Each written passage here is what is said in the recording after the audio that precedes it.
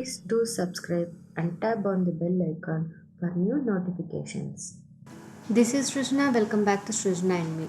Today in this video I have come up with this ruffled frock. This one I have stitched it for 5 to 6 years old kid. As per your requirement you can customize the measurements. These are the frock measurements. First I will take 1 meter lining and I'll fold it into half with 2 folds with 4 layers. I'll mark it 15 inches and I'll trim this fabric. This one I'll use it for the bottom part. Rest 9 inches I will use it for the bodies.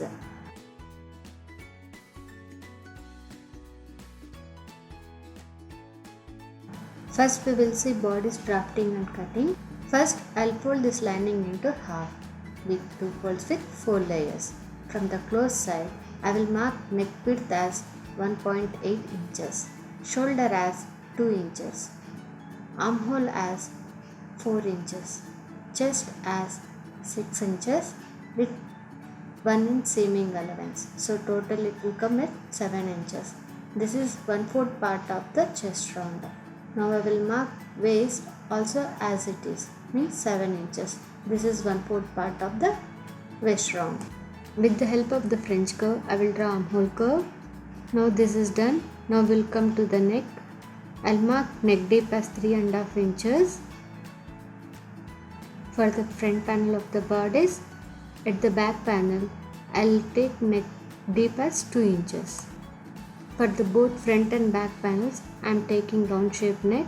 So just I'll give slight curve for the both front and back panels and I'll trim on these marked lines.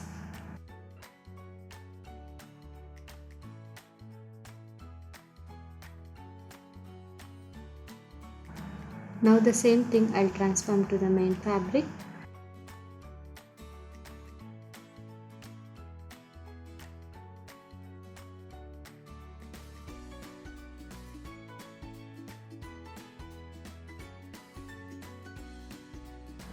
First I'll conceal armhole and neck for the both front and back panels by placing the both fabrics right side.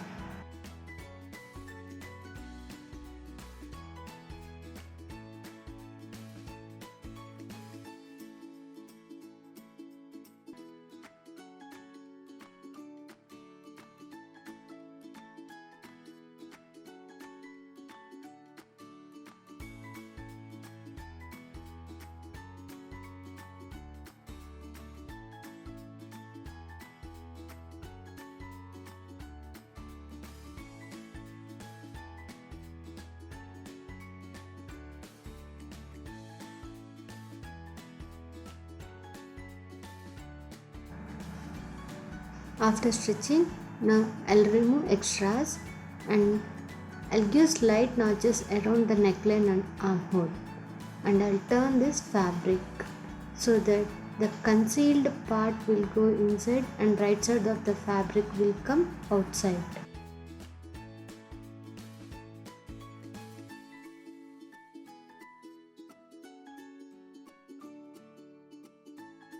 This is how it looks after bringing inner fabric outside. Now I'll give top stitch around this armhole and neckline. In the same way I'll do it to the back panel of the bodies also.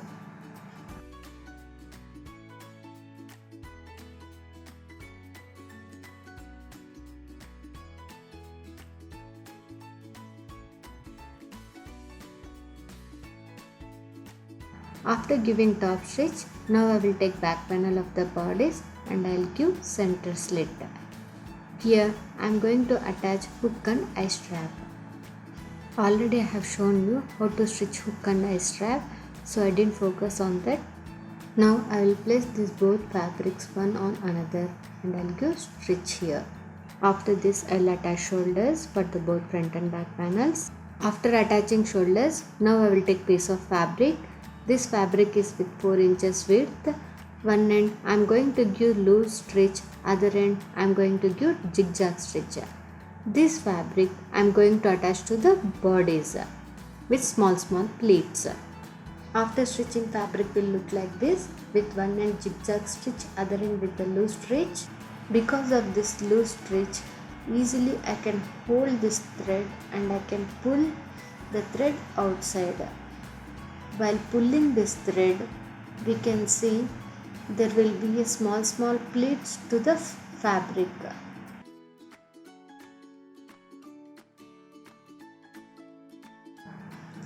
These pleats I'll adjust according to the body's length, and I'll place this pleated part on the bodice like this, and I'll give stitch here.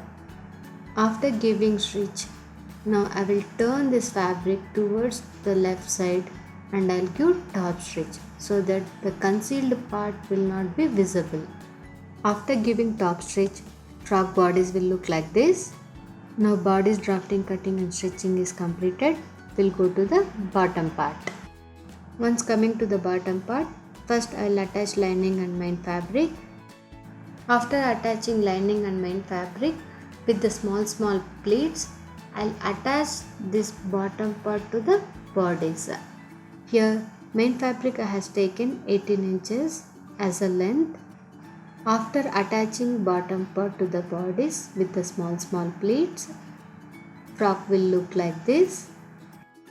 Finally, I will attach sides with 1 inch seaming allowance. And I will stitch show buttons at the center, and also I will stitch hook and eye at the back.